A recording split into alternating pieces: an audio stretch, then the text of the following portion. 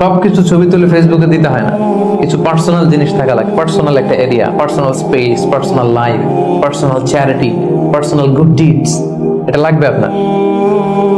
এটা আল্লাহ তাআলা বেশি পছন্দ করেন।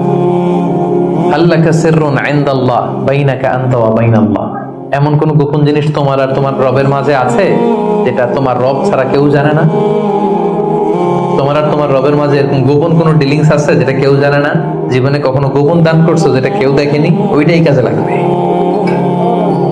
এজন্য ষষ্ঠ শ্রেণী হচ্ছে ওই ব্যক্তি যে গোপনে দান করে, সিক্রেট চ্যারিটি করে। গোপনে দান করতে রাজি আছেন তো সবাই? নট নেসেসারি যে খুব বিগ অ্যামাউন্ট লাগবে, 1 রিঙ্গিত, কয় রিঙ্গিত? ওইটার আল্লাহ পেলে পুষে উহুদ পাহাড়ের সমান উঁচু করে আপনার আমল নামায় ঢুকাই দিবে। কটা গেল?